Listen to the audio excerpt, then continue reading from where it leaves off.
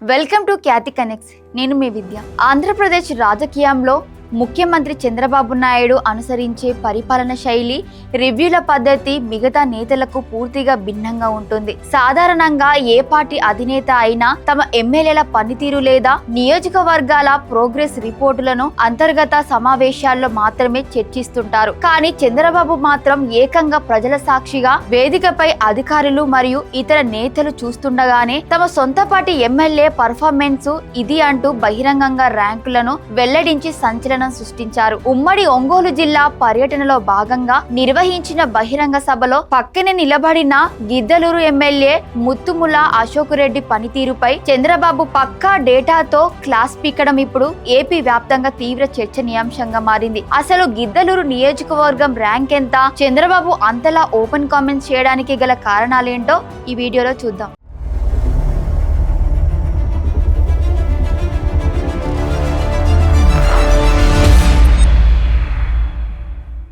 దేశ రాజకీయంలోనే బహుశా ఇలాంటి వినూత్న పరిణామం ఎక్కడ జరిగి ఉండకపోవచ్చు. చంద్రబాబు ఉమ్మడి ఒంగోలు జిల్లా పర్యటనలో ప్రజల సమస్యలను, ప్రభుత్వ సేవల లభ్యతను రివ్యూ చేశారు. ఈ క్రమంలో గిద్దలూరు నియోజకవర్గానికి సంబంధించిన ప్రోగ్రెస్ కార్డును నేరుగా ప్రజల ముందే పెట్టారు. వేదికపై తన పక్కనే పసుపు చొక్క వేసుకుని నిలబడిన గిద్దలూరు ఎమ్మెల్యే అశోక్ రెడ్డిని పిలుస్తూ రాష్ట్ర వ్యాప్తంగా ఉన్న 175 నియోజకవర్గాలలో గిద్దలూరు ఏ స్థానంలో ఉందో నెంబర్ల సహా వెల్లడించి అందరికీ షాక్ ఇచ్చారు. చంద్రబాబు సభాముఖంగా వెల్లడించిన లెక్కల ప్రకారం గిద్దలూరు నియోజకవర్గం పర్ఫార్మెన్స్ రోజు రోజుకు పడిపోతోంది. అశోక్ రెడ్డి మొన్నటి వరకు మీ నియోజకవర్గం 124వ ప్లేస్ లో ఉండేది, ఇప్పుడు అది 133వ స్థానానికి పడిపోయింది అంటూ చంద్రబాబు ఓపెన్ గా చెప్పారు. అంతేకాకుండా ప్రభుత్వ సేవల డెలివరీకి సంబంధించి మొత్తం 31 సర్వీసులు రాష్ట్ర యావరేజ్ కంటే కింద ఉన్నాయని, కేవలం 14 సర్వీసులు మాత్రమే పర్వాలేదని వివరించారు. గత 20 రోజుల్లో కూడా 11 సర్వీసులు మాత్రమే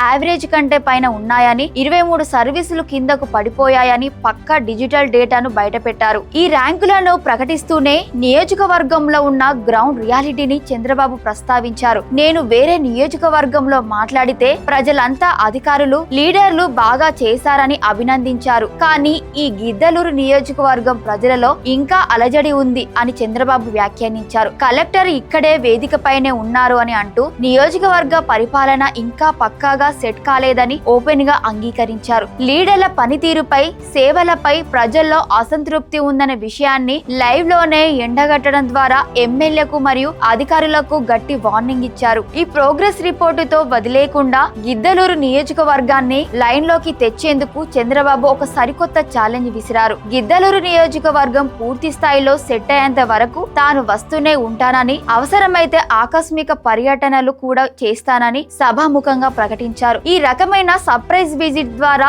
క్షేత్రస్థాయిలో లీడర్లు, అధికారులు నిరంతరం అలర్ట్ గా ఉండేలా ప్లాన్ చేశారు. పనితీరు మార్చుకోకపోతే కఠిన నిర్ణయాలు ఉంటాయనే సంకేతాన్ని కూడా ఈ వ్యాఖ్యల ద్వారా పంపించారు. ముఖ్యమంత్రి చంద్రబాబు నాయుడు ర్యాంకుల గురించి ఇంత ఓపెన్ గా ప్రజల ముందే బయట పెట్టడం వెనుక కూటమి ప్రభుత్వం అనుసరిస్తున్న నయా రూట్ మ్యాప్ స్పష్టంగా కనిపిస్తోంది. ప్రతి నియోజకవర్గంపై, లీడర్లపై పక్కా డేటాతో నిఘా ఉందని, రిపోర్టులను నేరుగా ప్రజలకే తెలియజేయడం ద్వారా పారదర్శకతను పెంచుతున్నామని నిరూపించే ప్రయత్నం ఇది. ఈ ఓపెన్ క్లాస్ తర్వాత గిద్దలూరు ఎమ్మెల్యే అశోక్ రెడ్డి మరియు స్థానిక అధికారులు తమ పనితీరును ఏ రకంగా మెరుగుపరుచుకుంటారో చూడాలి. మరి నడి రోడ్డుపైనే ఎమ్మెల్యే ర్యాంక్ తేల్చేసిన చంద్రబాబు శైలిపై మీ అభిప్రాయాన్ని కింద కామెంట్ సెక్షన్ లో తప్పకుండా తెలియజేయండి. మరిన్ని తాజా పొలిటికల్ విశ్లేషణ కోసం చూస్తూనే ఉండండి. Thank you for watching Khyati connects.